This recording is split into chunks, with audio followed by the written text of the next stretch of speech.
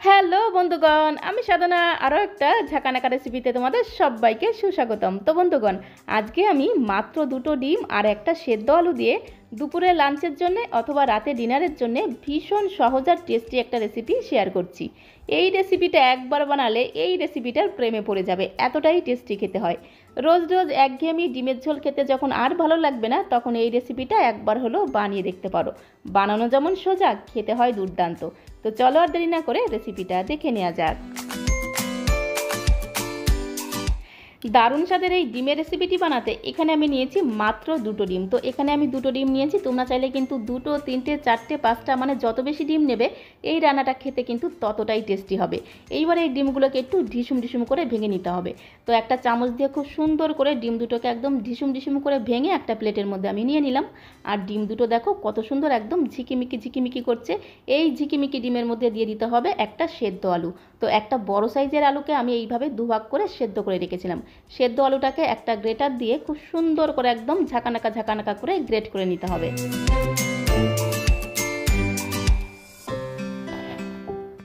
সেদ্ধ করা আলুটাকে আমি গ্রেটারে খুব সুন্দর করে গ্রেট করে নিচ্ছি। তোমরা চাইলে কিন্তু কাটা চামচ অথবা ম্যাশার দিয়ে খুব সুন্দর করে একটু ম্যাশ করে নিতে পারো। তো দেখো আলুটাকে আমি ডিমের সঙ্গে খুব ভালো করে কাটা চামচ দিয়ে মিশিয়ে নিচ্ছি। তো জায়গাটা কিন্তু অনেকটাই ছোট, সেই জন্য আমি একটা বড় পাত্রে মিশ্রণটিকে ঢেলে নেব।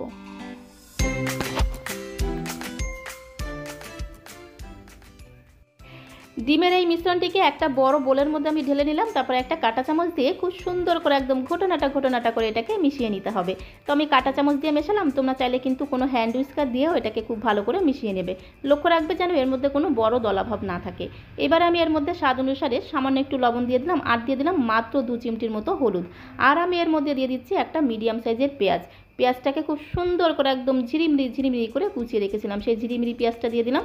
আর দিয়ে দিচ্ছি 3 থেকে 4টে কাঁচা পাকা লঙ্কা। তোমরা যে যেমন ঝাল খেতে পছন্দ করো সেই অনুসারে এখানে ঝালটা দিয়ে দেবে। আর আমি এর মধ্যে দিয়ে দিচ্ছি 1 চামচ ভাজা মশলা। ভাজা মশলা বলতে আমি এখানে গোটা জিরে, ধনে, তেজপাতা, শুকনো লঙ্কা একসঙ্গে কড়াইতে ভেজে গুঁড়ো করে রেখেছিলাম, সেই ভাজা মশলা দিলাম 1 চামচ। এই ভাজা মশলাটা দিলে যেমন সুন্দর ফ্লেভার হবে, টেস্টটাও কিন্তু দারুণ হবে। তো ভাজা মশলাটাকে দিয়ে সমস্ত কিছুর সঙ্গে খুব ভালো করে একদম ঘটনাটা করে মিশিয়ে নিতে হবে। তারপরে চলে আসতে হবে কড়াইয়ের কাছে। গ্যাসের ফ্লেম অন করে দিয়ে এখানে একটা ননস্টিকের কড়াই নিয়েছি। কড়াইটা যখন গরম হয়ে গেছে, কড়াইতে আমি দিয়ে দিলাম 2 থেকে 3 চামচের মতো সর্ষের তেল। তেলটাকে খুন্তি দিয়ে খুব সুন্দর করে একদম ঘটনাটা করে কড়াইয়ের চারিদিকে লাগিয়ে নিতে হবে।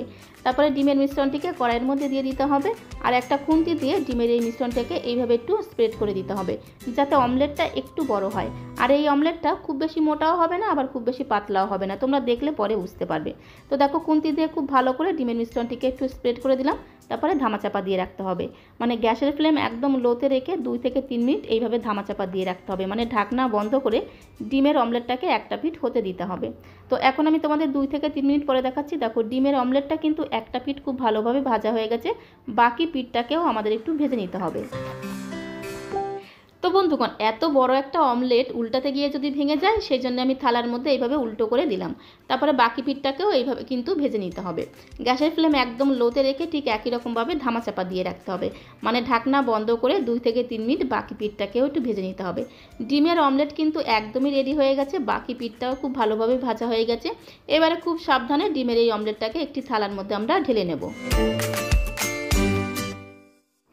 তো দেখো অমলেটটাকে একটা থালার মধ্যে নিয়ে নিয়েছি। আর অমলেটটা দেখো কত সুন্দর দেখতে হয়েছে, অনেকটা বড় হয়েছে। আর অমলেটটাকে ঠিক এই রকম একটু মোটা করে তৈরি করতে হবে, তাহলে খেতে আরও বেশি ভালো লাগবে। তোমরা যদি ডিমের পরিমাণটা বেশি নাও, সেক্ষেত্রে একটা আলুও বেশি নিয়ে নেবে। তো অমলেটটাকে ঠান্ডা হতে বসিয়ে দিয়ে এদিকে আমরা একটা আলু ভেজে নেব। তার জন্য কড়াইতে দিয়ে দিলাম মাত্র 2 চামচের মতো সর্ষের তেল। আর একটা আলুকে এইভাবে আমি একটু ছোট্ট ছোট্ট টুকরো করে কেটে রেখেছিলাম। এই রান্নাতে আমি একটু আলু ব্যবহার করছি। আমি আলু খেতে ভীষণ ভালোবাসি, তাই আলু ব্যবহার করছি। তোমরা যদি আলু খেতে ভালোবাসো, তাহলে অবশ্যই একটা আলু এইভাবে ছোট ছোট করে কেটে দেবে, তাহলে রান্নাটার স্বাদ কিন্তু আরও দ্বিগুণ বেড়ে যাবে। আলুটাকে ভাজার জন্য সামান্য একটু লবণ আর হলুদ দিয়ে আলুটাকে একটু লাল লাল করে ভেজে নিতে হবে। তো বন্ধুগণ, গ্যাসের ফ্লেম মিডিয়াম টু হাইতে রেখে আলুটাকে একটু লাল লাল করে ভেজে নেব। এতে কী হবে, আলুটা কিন্তু 60 থেকে 70% মতো সেদ্ধ হয়ে যাবে। তো দেখো আলুটাকে একদম লাল লাল করে ভেজে নিয়েছি। এইবার একটি প্লেটের মধ্যে আমি তুলে নেব। তো আলু ভাজা হয়ে গেছে, এদিকে দেখো অমলেটটাও কিন্তু খুব ভালোভাবে ঠান্ডা হয়ে গেছে। এইবারে এই অমলেটটাকে আমাদের একটু পিস পিস করে কেটে নিতে হবে। তার জন্য লাগবে একটা ছুরি, আর ছুরি দিয়ে খুব সুন্দর করে একদম ঝাঁকানাকা করে পিস পিস করে অমলেটটাকে কেটে নেব। তো আমি আমার পছন্দ মতো শেপ দিয়ে কেটে নিচ্ছি, তোমরা তোমাদের পছন্দ মতো ছোট বড় করে কিন্তু এইভাবে অমলেটটাকে একটু পিস পিস করে কেটে নেবে। তো দেখো ডিমের এই অমলেটটাকে এইভাবে আমি চৌকো চৌকো করে কেটে নিয়েছি। এতে দেখতে যেমন সুন্দর লাগে, খেতেও কিন্তু ভীষণ মজার লাগে। তারপরে দেখো আবারও চলে আসলাম কড়াইয়ের কাছে। ওই আলু ভাজা তেলের মধ্যে আমি দিয়ে দিলাম আরও 2 চামচের মতো সর্ষের তেল। ফোড়নে দিলাম একটা শুকনো লঙ্কা, আর আমি এর মধ্যে দিয়ে দিচ্ছি হাফ চামচ এরকম গোটা জিরে ফোড়ন, আর আমি দিয়ে দেবো একটা তেজপাতা। তেজপাতাটাকে একদম ঝাঁকানাকা করে ছিঁড়ে দিয়ে দিলাম। এবার আমি এর মধ্যে দিয়ে দিচ্ছি 2টো এলাচ, আর দিয়ে দিচ্ছি একটু দারচিনি। একটু এলাচ আর দারচিনি ফোড়ন দিলে খুব সুন্দর একটা ফ্লেভার হয়। এবার এই ফোড়নটাকে একটু ভেজে নিতে হবে। যখন ফোড়ন থেকে খুব সুন্দর একটা ভাজা ঘ্রাণ বেরোবে তখন এর মধ্যে দিয়ে দিতে হবে পেঁয়াজ কুচি। 2টো মিডিয়াম সাইজের পেঁয়াজকে আমি একদম ঝিরিমিরি করে কুচিয়ে রেখেছিলাম। সেই ঝিরিমিরি পেঁয়াজটাকে দিয়ে একটু লাল লাল করে ভেজে নিতে হবে। গ্যাসের ফ্লেম মিডিয়াম টু হাইতে রেখে পেঁয়াজটাকে দেখো একটু লাল লাল করে ভেজে নিয়েছি।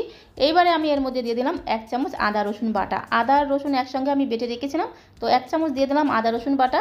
4-5টা কাঁচা লঙ্কা খুব ভালো করে বেটে রেখেছিলাম, 4-5টা কাঁচা লঙ্কা বাটা আমি দিয়ে দিলাম।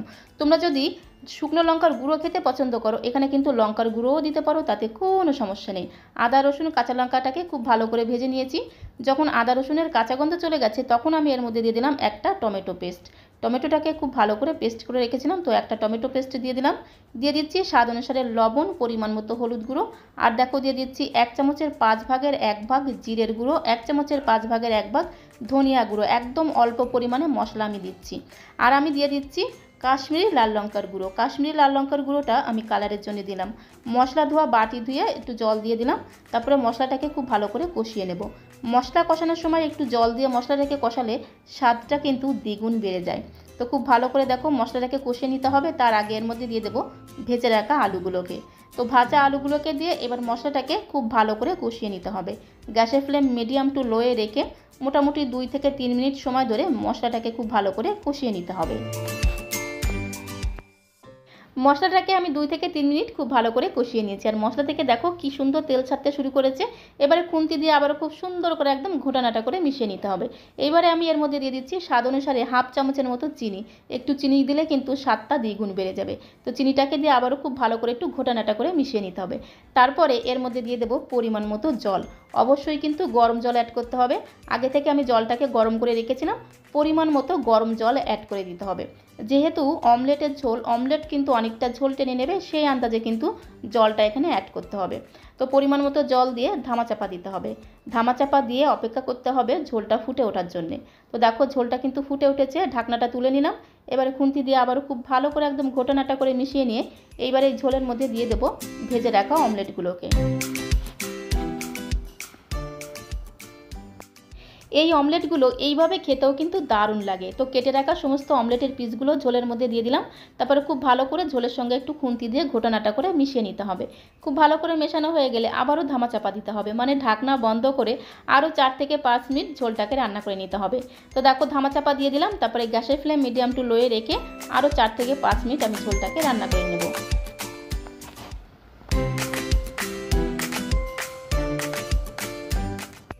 তো বন্ধুগণ, এখন আমি তোমাদের 4 থেকে 5 মিনিট পরে দেখাচ্ছি। অমলেটের ঝোল কিন্তু একদমই রেডি হয়ে গেছে। আলুটাও খুব ভালোভাবে সেদ্ধ হয়ে গেছে, আর কালারটা দেখো কত সুন্দর এসেছে। ওই যে একটা টমেটো পেস্ট দিয়েছিলাম আর কাশ্মীরি লাল লঙ্কার গুঁড়ো দেওয়ার জন্য কালারটা এত সুন্দর হয়েছে।